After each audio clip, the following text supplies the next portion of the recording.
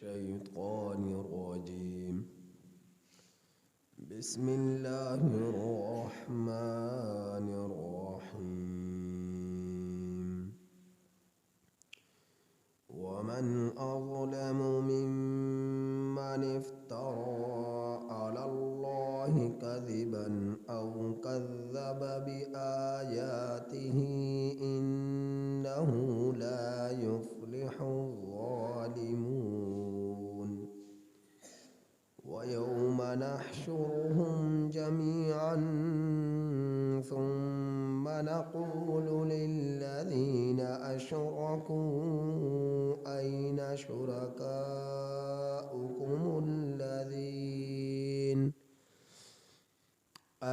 شركاؤكم الذين كنتم تزعمون ثم لم تكن فتنتهم إلا أن قالوا والله ربنا ما كنا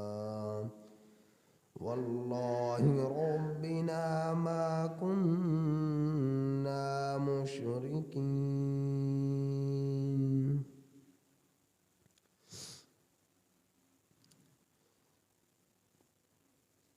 سورۃ الانعام کی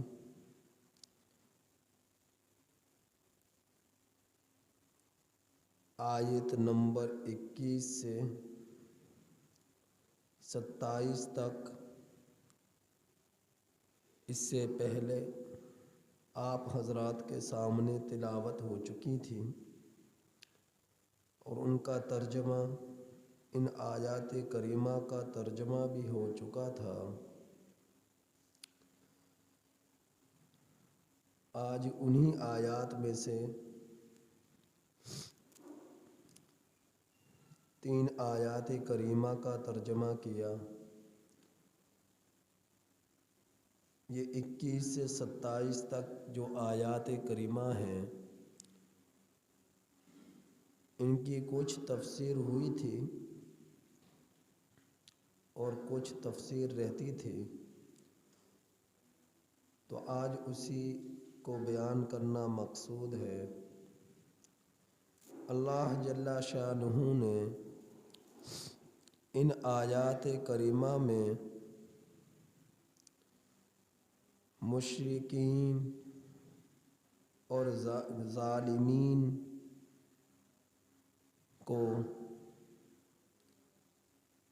ظالمین کو ظلم سے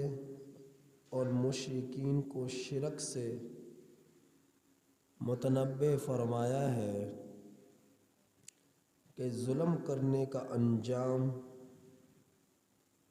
بہت سخت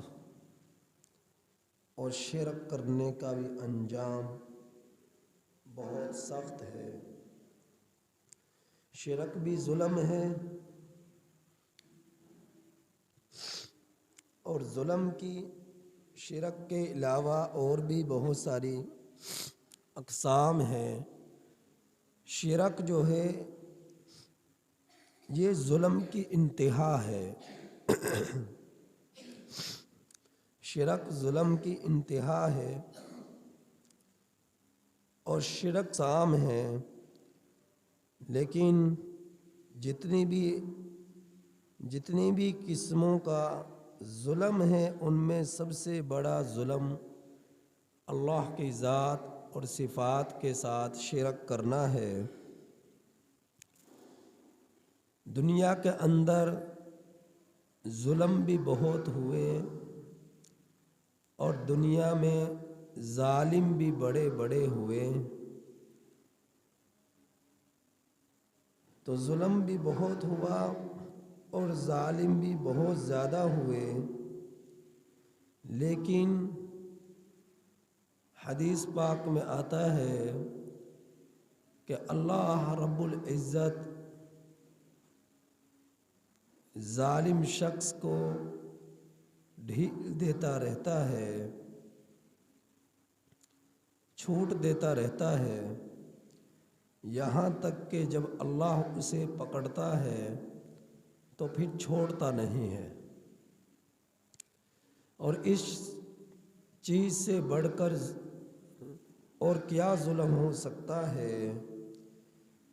کہ اللہ رب العزت کے ساتھ جھوٹ کا افترا باندھے۔ اللہ رب العزت کے ساتھ جھوٹ کا افطرا باندھے۔ اور وہ جھوٹ کا افطرا کس طرح باندھنا ہے کہ اللہ رب العزت کے ساتھ اولاد کی نسبت کرنا،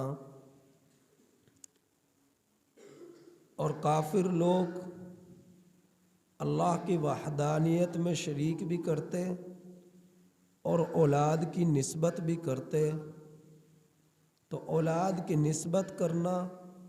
اور رب کی خدائی میں کسی غیر کو شریک کرنا، یہ بہت بڑا ظلم ہے۔ ان الشرک لظلم عظیم، بے شک شرک بہت بڑا ظلم ہے۔ اور ظالم ظلم کرتے ہوئے اسی حال میں مر جائے تو اللہ رب العزت کا عذاب نہ اسے قبر میں چھوڑتا ہے، نہ اسے حشر میں چھوڑتا ہے، اور نہ ہی اس کے لیے معافی اور بخشش کی کوئی گنجائش رہتی ہے۔ جس نے ظلم شرک کی صورت میں کیا ہے تو اللہ رب العزت پر جھوٹ کا افترا باندھنا یہ کس طرح ظلم ہے۔ اللہ اس کے بارے میں فرماتے ہیں کہ جو شخص بھی ظلم کرتا رہا اور اللہ کے ساتھ جھوٹ باندھتا رہا، وَمَنْ أَظْلَمُ مِمَّنِ افْتَرَىٰ عَلَى اللَّهِ كَذِبًا أَوْ كَذَّبَ بِآيَاتِهِ، اور اللہ کی آیات کو جھٹلاتا رہا، إِنَّهُ لَا يُفْلِحُ الظَّالِمُونَ، بے شک شان یہ ہے کہ اللہ ظالم لوگوں کو فلاح نہ پانے دیں گے،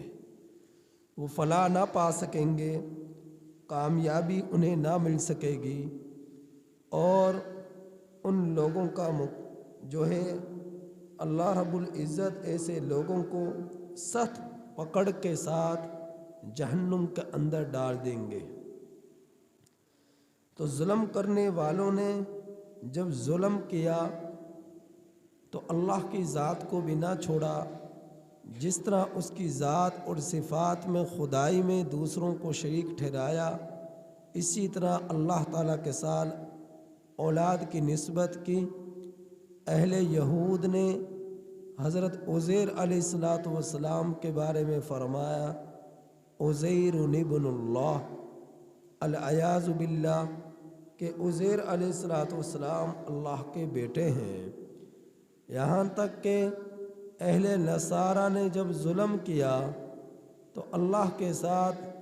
اولاد کی نسبت کی اور کہا عیسی ابن اللہ، عیسیٰ علیہ السلام اللہ کے بیٹے ہیں۔ یہاں تک کہ جب کچھ انہیں یہ سہارا ملا کہ اللہ کے بیٹے بھی ہو سکتے ہیں تو پھر انہوں نے اپنے جیسے سب لوگوں کے بارے میں کہہ دیا کہ نحن ابناء اللہ، ہم سب اللہ کے بیٹے ہیں، العیاذ باللہ۔ پھر یہاں تک کہ ان ظالموں نے ظلم کی انتہا کر دی، اللہ کے ساتھ اللہ کی نورانی مخلوق فرشتوں کو بھی نہ چھوڑا اور ان کو بھی اللہ کی بیٹیاں قرار دے دیا،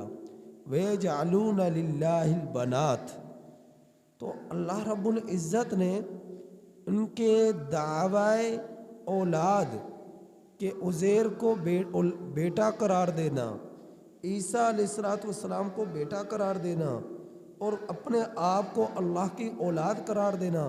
اور اسی طرح پر اللہ کے فرشتوں کو اللہ کی بیٹیاں قرار دینا، ان سب کی چیزوں کے بارے میں میرے رب نے فرمایا سبحانہ وتعالی عما یشرکون، یہ جن چیزوں کو میرے ساتھ شریک کرتے ہیں یہ اللہ رب العزت ان تمام چیزوں سے پاک ہے۔ پھر میرے رب نے سورۃ الاخلاص میں فرمایا کہ قل هو اللہ احد، وہ اللہ تو ایک ہے، اللہ الصمد، وہ تو بے نیاز ہے، لم یلد ولم یولد، نہ خود کسی کی اولاد نہ اس کی کوئی اولاد، ولم یکن لہ کفوا احد، اس جیسا تو کوئی ہو ہی نہیں سکتا، اس کے برابر کوئی ہو ہی نہیں سکتا۔ اور پھر فرمائے لیس کمثلہ شیء، اللہ کی ذات تو ایسی ذات ہے کہ اس جیسی جہاں میں آپ کسی دوسرے کو نہ پا سکیں گے، اللہ کی ذات ایسی ذات ہے۔ تو ظلم کرنے والوں نے ظلم کی یہاں پر آ کر انتہا کر دی کہ اللہ کے ساتھ بیٹوں کو بیٹیوں کی نسبت کرنا، اولاد کی نسبت کرنا۔ تو اللہ رب العزت فرما رہے کہ ایسے ظالم لوگوں کی میں مغفرت نہیں کروں گا، ایسے ظالم لوگ معاف نہیں ہو سکیں گے۔ تو ظلم کی یہ انتہا ہے۔ ظلم یہ بھی ہے کہ آپ کسی کا مال ناجائز طور پر غصب کر کر اسے ہڑپ کر جائیں، کسی کا حق رکھ کر اسے ادا نہ کریں، کسی کی چوری کریں، ڈکیتی کریں، کسی کو ماریں پیٹیں قتل کریں، یہ بھی سب ظلم ہے۔ لیکن یہ سب سے بڑا ظلم ہے کہ اللہ کی ذات کے ساتھ کسی غیر کو شریک کرنا،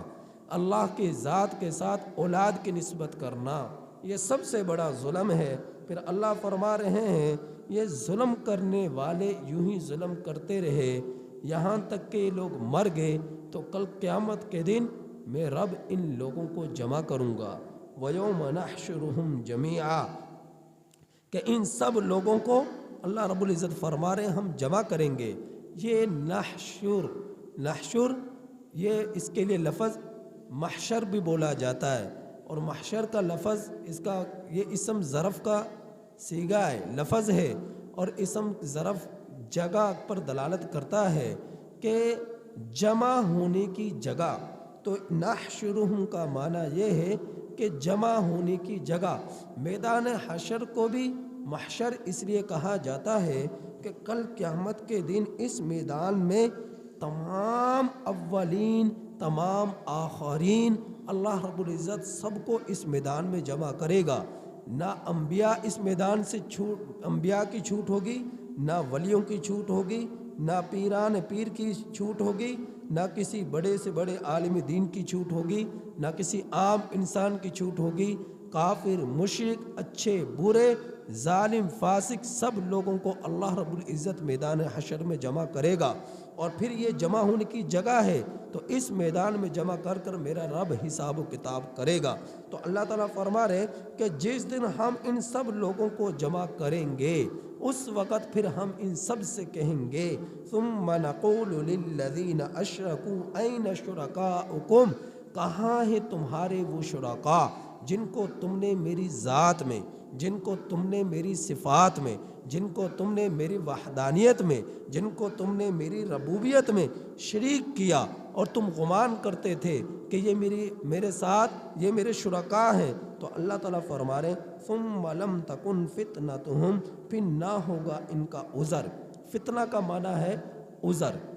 ایک معنی فریب، کہ پھر نہ ہوگا ان کے پاس کوئی عذر، نہ ہوگا ان کا کوئی مکر، نہ ہوگا ان کے پاس کوئی فریب، سوائے اس کے کہ یہ لوگ کہیں گے واللہ ربنا ما کننا مشرکین، اللہ کی قسم ہم شرک کرنے والے نہ تھے، ہم مشرکین نہ تھے۔ اب اللہ رب العزت ان کو مشرک کہہ رہا ہے، اور مشرک کہہ کر اللہ رب العزت ان کو مخاطب کر رہا ہے، اور یہ لوگ کیا کر رہے ہیں؟ یہ لوگ کہہ رہے ہیں کہ ہم تو مشرک نہ تھے، جبکہ اللہ ان سے کہہ رہا ہے مشرک۔ یہ مشرک تھے تو اللہ رب العزت ان کو مشرک کہہ رہا ہے، لیکن وہاں پر یہ لوگ اپنے شرک کی نفی کریں گے کہ اے اللہ ہم شرک کرنے والے نہ تھے، لیکن اللہ کے علم میں تو ہے کہ انہوں نے کیا کیا شرک کیا، کیا کیا ظلم کیا۔ اللہ رب العزت کے علم میں تو سب کچھ ہے۔ تو اللہ رب العزت کی ذات تو وہ ذات ہے، وہ تو انسان کے دلوں کے راز کو بھی جانتی ہے، ظاہر کو بھی جانتی ہے، باطن کو بھی جانتی ہے، اور وہ انسان کھلم کھلا کوئی کام کرے اسے بھی جانتی ہے، چھپ کر کرے اسے بھی جانتی ہے، رات میں کرے اسے بھی وہ جانتا ہے، دن میں کرے اسے بھی وہ جانتا ہے۔ کوئی چیز اللہ رب العزت کے قبضہ قدرت سے باہر نہیں ہے۔ اس لیے میرے رب نے فرمایا ہے کل اس سے پہلے سبق میں آپ سن چکے تھے کہ اللہ رب العزت نے فرمایا وَإِن يَمْسَسْكَ اللَّهُ بِضُرٍّ فَلَا كَاشِفَ لَهُ إِلَّا هُوَ۔ اللہ رب العزت روئے زمین میں کسی کو اگر کوئی تکلیف پہنچانا چاہے، غم دینا چاہے، زخم پہنچانا چاہے اور اسے پریشان کرنا چاہے تو روئے زمین پر کوئی بڑی سے بڑی طاقت اللہ کے سوا ایسی نہیں کہ جو تم سے اس تکلیف کو دور کر سکے، تم سے اس غم کو دور کر سکے، تم سے اس جو ہے زخم کو دور کر سکے۔ اللہ ہی کی ذات وہ ذات ہے جو تم سے غم اور تکلیف کو دور کرتی ہے۔ اور فرمایا کہ اگر اللہ کی ذات وَإِن يَمْسَسْكَ بِخَيْرٍ فَهُوَ عَلَىٰ كُلِّ شَيْءٍ قَدِيرٌ، کسی کو خیر پہنچانا چاہے، کسی کو بھلائی دینا چاہے، کسی کے ساتھ بھلائی کا معاملہ کرنا چاہے، کسی کو دولت دینا چاہے، شہرت دینا چاہے، عزت دینا چاہے، فراوانیاں دینا چاہے، تو روئے زمین میں کوئی ایسا نہیں جو اللہ کی دی ہوئی فراوانی کو روک سکے، اللہ کی طرف سے ملنے والی خوشحالی کو روک سکے، اللہ کی طرف سے ملنے والی خوشی کو روک سکے۔ روئے زمین میں کوئی ایسا نہیں، کیونکہ اللہ کی ذات فَهُوَ عَلَىٰ كُلِّ شَيْءٍ قَدِيرٌ، ہر چیز پر قادر ہے، وہ جو چاہے وہ کر سکتا ہے۔ وَهُوَ الْقَاهِرُ فَوْقَ عِبَادِهِ، وہ اپنے بندوں پر غالب ہے۔ وَهُوَ الْحَكِيمُ الْخَبِيرُ، اور اللہ رب العزت حکمت والا باخبر ہے۔ یہ پیچھے آپ پڑھ چکے، تو یہ ظالم لوگ اللہ کی پکڑ سے بچ نہ سکیں گے جنہوں نے اللہ کے ساتھ اولادوں کی نسبت کر کر ظلم کیا، جنہوں نے اللہ کے ساتھ غیر کو معبودیت میں شریک کر کر ظلم کیا۔ تو اللہ تعالیٰ فرما رہے ہیں کل قیامت کے دن انظر کیف کذبوا علی انفسہم، اللہ رب العزت ان لوگوں سے فرمائیں گے کہ دیکھ کیسے جھٹلایا تو نے اپنی جانوں کو، کیسے تکذیب کی تو نے اپنی جانوں کی، اور گم ہو گئی ان سے وہ چیز جس کا وہ افطرا باندھتے تھے۔ اب افطرا اللہ پر جو جھوٹ کا انہوں نے باندھا، اولاد کی نسبت کرنا، بیٹے بیٹیوں کی نسبت کرنا، اب جب اللہ کے سامنے میدان حشر میں جمع ہوئے، اب ان سے وہ ساری چیزیں چلی گئی۔ اب یہ صرف ایک رب کو پکارنے والے بن گئے کہ نہیں یا اللہ آپ کی تو کوئی اولاد نہیں ہے، آپ کے تو بیٹے نہیں ہیں، آپ کی تو بیٹی نہیں ہے۔ اب اللہ رب العزت سے فوراً میدان حشر میں اس بات کا اقرار کریں گے کہ اے اللہ ہم تو ایسا نہ تھے، ہم نے تو اولادوں کی نسبت نہ کی، ہم تو آپ کو ایک مانتے ہیں، آپ اکیلے ہیں۔ تو اللہ رب العزت فرما رہے ہیں کہ اب ان سے وہ چیزیں گم ہو گئی، ان سے وہ چھپ گئی جن کے بارے میں یہ کہا کرتے تھے، جیسا کہ کبھی انہوں نے اس طرح کی باتیں نہیں کی۔ تو اللہ تعالیٰ فرما رہے ہیں جب کہ میرے نبی کے پاس جب یہ لوگ آیا کرتے، آپ صلی اللہ علیہ وسلم کی مجلس سجا کرتے اور آپ صلی اللہ علیہ وسلم کے پاس صحابہ اکرام موجود ہوتے، تو یہ لوگ بھی آیا کرتے تھے، مشرکین، کافرین، منافقین، یہودین، نصرانیین، یہ بھی لوگ آیا کرتے تھے اور آپ صلی اللہ علیہ وسلم کی مجلس میں بیٹھا کرتے تھے، آپ صلی اللہ علیہ وسلم کی باتوں کو سنا کرتے تھے، لیکن ان کا مقصد رشد اور ہدایت نہ تھا، اصلاح نہ تھا، اور خیر خواہی ان کا اپنے لیے لینا مقصود نہ تھا۔ یہ تو اس لیے آیا کرتے تھے کہ آپ صلی اللہ علیہ وسلم کی باتوں کو سنیں کہ نبی کریم صلی اللہ علیہ وسلم کیا فرما رہے، اور پھر ان باتوں کا بتنگڑ بنا کر، ان باتوں کا مذاق بنا کر پھر ان کا ہم جو ہے استہزاء کریں، ان کا مذاق اڑائیں، اس لیے یہ لوگ آیا کرتے تھے۔ تو اللہ رب العزت اسی کے بارے میں فرما رہے ہیں وَمِنْهُمْ مَنْ يَسْتَمِعُ إِلَيْكَ، اور ان لوگوں میں سے بعض وہ ہیں جو آپ صلی اللہ علیہ وسلم کی طرف کان لگاتے ہیں، سنتے تو ہیں باتوں کو لیکن سننا کسی اور مقصد کے تحت ہے، اصلاح کی خاطر نہیں ہے۔ وَجَعَلْنَا عَلَىٰ قُلُوبِهِمْ أَكِنَّةً، اللہ رب العزت فرما رہے ہیں کہ ہم نے ان کے دلوں پر پردے ڈال دیے، أَن يَفْقَهُوهُ، اس بات سے کہ وہ آپ صلی اللہ علیہ وسلم کی باتوں کو سمجھے، کیونکہ طلب کی نیت سے تو وہ آ نہیں رہے، ان کا مقصد آپ صلی اللہ علیہ وسلم کی باتوں سے اصلاح نہ تھا، ان کا مقصد تو استہزاء تھا۔ طلب ہوتی تو ان کے کانوں سے ان کے دلوں تک بات پہنچتی اور دلوں پر اثر انداز ہوتی، جب طلب ہی نہیں ہے تو یہ اثر اور اس کا مقصد ان باتوں کا، اس گفتگو کا جو نبی کریم صلی اللہ علیہ وسلم فرما رہے ہیں اس کا فائدہ حاصل نہیں ہو رہا، اس کا فائدہ حاصل نہیں ہو رہا۔ تو اللہ رب العزت فرما رہے ہیں وَفِي آذَانِهِمْ وَقْرٌ، ان کے کانوں پر ٹاٹ ہے، یعنی کانوں تک، پردوں تک باتیں جا رہی ہیں لیکن وہ ایسی ہیں جیسے کہ ان کے یہ سن ہی نہیں رہے، کیونکہ سننا وہ ہوتا ہے جو اس کو کوئی فائدہ پہنچائے، اس کو کوئی نفع دے، لیکن ان کا سننا نفع بخش نہ تھا، ان کا آپ صلی اللہ علیہ وسلم کی مجلس میں بیٹھنا نفع بخش نہ تھا، کیونکہ طلب نہ تھی، نفرت کی آگ سے لگائے ہوئے اپنے دلوں میں نبی کریم صلی اللہ علیہ وسلم کی مجلس میں آیا کرتے تھے۔ تو اللہ رب العزت فرما رہے ہیں کہ کل قیامت کے دن یہی لوگ وَإِن يَرَوْا كُلَّ آيَةٍ لَا يُؤْمِنُوا بِهَا، کہ جن کے پاس ہر طرح کی نشانیاں آئی اور وہ ان کو دیکھتے رہے، آپ صلی اللہ علیہ وسلم کو سینکڑوں معجزات عطا فرمائے گئے، انہوں نے اپنی آنکھوں سے دیکھا، کیا انہوں نے نہیں دیکھا چاند کو 2 ٹکڑے ہوتے ہوئے؟ کیا ان لوگوں نے نہیں دیکھا درختوں کا آپ صلی اللہ علیہ وسلم پر سلام کرتے ہوئے؟ کیا ان لوگوں نے نہیں دیکھا پہاڑوں کو نبی کریم صلی اللہ علیہ وسلم کو سلام کرتے ہوئے؟ تو ان سب اپنے کانوں سے سنتے رہے اور اپنی آنکھوں سے دیکھتے رہے، لیکن ضد اور عناد کی بنا پر نبی کریم صلی اللہ علیہ وسلم پر ایمان نہ لائے۔ حتیٰ اذا جاؤک یجادلونک، یہاں تک کہ جب یہ لوگ آپ صلی اللہ علیہ وسلم کے پاس آئیں گے اور آتے اور آپ صلی اللہ علیہ وسلم سے جھگڑا کرتے اور کہتے نبی کریم صلی اللہ علیہ وسلم کی ساری باتوں کو سن کر کہ یقول الذین کفروا ان ھذا، نہیں ہیں یہ باتیں الا اساطیر الاولین، مگر قصے اور کہانیاں۔ اساطیر، یہ اس کا معنی کیا ہے؟ اسطورہ کی یہ جمع ہے۔ اسطورہ کہتے ہیں قصوں کو، کہانیوں کو، ناول کو کیا کہتے ہیں؟ اساطیر۔ تو یہ لوگ یہ کہا کرتے جب نبی کریم صلی اللہ علیہ وسلم گزشتہ پیغمبروں کا تذکرہ فرماتے، انبیاء اکرام علیہ السلام کا تذکرہ فرماتے کہ دیکھو آدم آئے، نوح آئے، موسیٰ آئے، ابراہیم آئے، شیش آئے، حزقیل آئے، خضر آئے، سینکڑوں پیغمبر علیہم السلام اللہ رب العزت کے برگزیدہ پیغمبر اس زمین پر آئے۔ جب ان کی داستان سناتے، ان کے حالات زندگی نبی کریم صلی اللہ علیہ وسلم سناتے کہ شاید ان کو نصیحت مل جائے اور یہ لوگ ایمان والے بن جائیں، تو یہ لوگ کہتے کہ یہ تو پہلوں کے قصے ہیں۔ اور جب نبی کریم صلی اللہ علیہ وسلم ان کے مخالفین کی باتیں بتاتے کہ فرعون آیا، قارون آیا، حامان آیا، شداد آیا، بڑے بڑے ظالم اس زمین پر آئے، بڑے بڑے نافرمان اس زمین پر آئے، اللہ کے عذاب نے ان کو پکڑا، اور آج آپ دیکھیں گے نہ ان کے جسموں کا وجود اس زمین پر باقی ہے، نہ ان کے گھروں کے ساز و سامان ان کے باقی ہیں، کوئی چیز تمہیں نظر نہیں آ رہی۔ اللہ رب العزت کے مقابلے میں آ کر وہ کھڑے ہوئے تو اللہ رب العزت نے صفحہ ہستی سے ان کا نام و نشان مٹا دیا۔ جب آپ صلی اللہ علیہ وسلم ان کو یہ باتیں بتلاتے، یہ کافر لوگ مذاق کرتے اور یہ کہتے کہ یہ تو پہلوں کے قصے کہانیاں ہیں۔ وَهُمْ يَنْهَوْنَ عَنْهُ، اور یہ لوگ خود بھی ان چیزوں سے ہدایت سے دور رہتے، وَيَنْهَوْنَ عَنْهُ، اور دوسرے لوگوں کو بھی دور کرتے، نہ خود ایمان لاتے نہ دوسرے لوگوں کو ایمان لانے دیتے۔ وَإِنْ يُهْلِكُونَ إِلَّا أَنفُسَهُمْ وَمَا يَشْعُرُونَ، ان لوگوں نے اپنی جانوں پر ظلم کیا ہلاکت میں ڈال کر، اور یہ لوگ شعور نہیں رکھتے۔ وَلَوْ تَرَىٰ إِذْ وُقِفُوا عَلَى النَّارِ، لیکن جس وقت یہ لوگ کھڑے ہوں گے جب آگ پر، فَقَالُوا يَا لَيْتَنَا،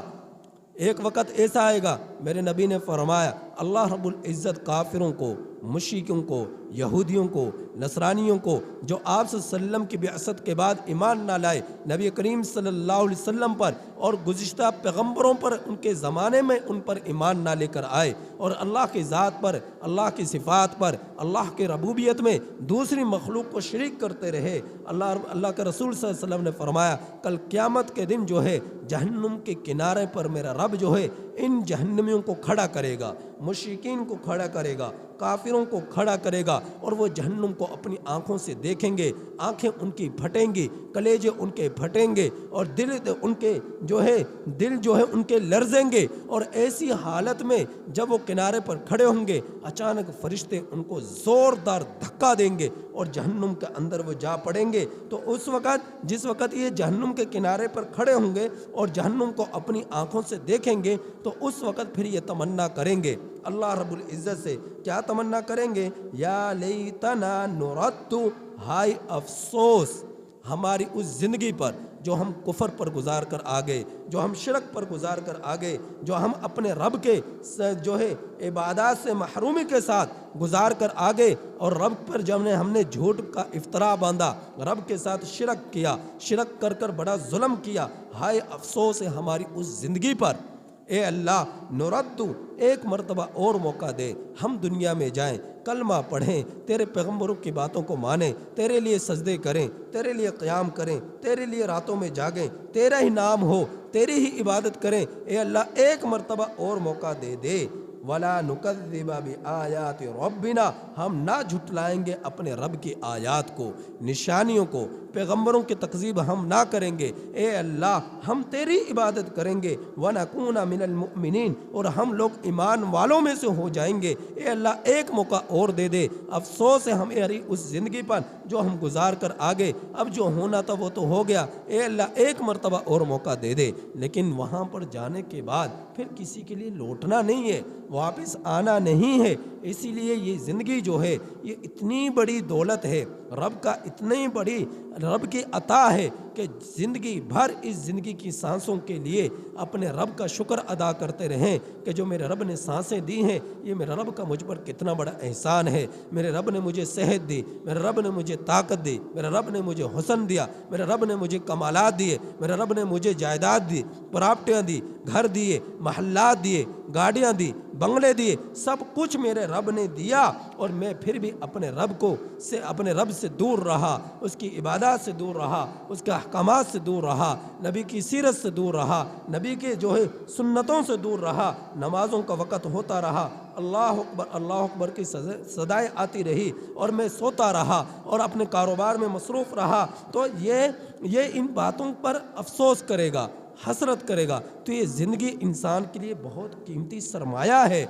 خربوں روپے دے کر بھی اسے دوبارہ حاصل نہیں کیا جا سکتا۔ اللہ نے ایک مرتبہ دی ہے، لہٰذا اپنی اس زندگی کو غفلت میں نہ ڈالیں، اس زندگی کے دھوکے میں نہ پڑیں۔ اللہ نے جب اسے چھین لیا تو دوبارہ پھر موقع نہیں ملے گا کہ ہم اللہ کے لیے سجدہ کر سکیں، قیام کر سکیں، رکوع کر سکیں، اس کی وحدت اور ربوبیت کے مطابق زندگی بسر کر سکیں، اور ایک رب کو رب مان کر اس کے اتباع کر زندگی بسر کر سکیں۔ یہ دوبارہ موقع نہیں ملے گا، میرے رب نے ایک مرتبہ عطا کیا ہے، لہٰذا اسے غنیمت سمجھے۔ دنیا کے اندر جو کچھ ہے سب کچھ یہاں رہ جائے گا، اور یہ اسی طرح کارواں چلتا رہے گا، دنیا کا نظام چلتا رہے گا، مرنے والا مر جائے گا، اور وہ اپنی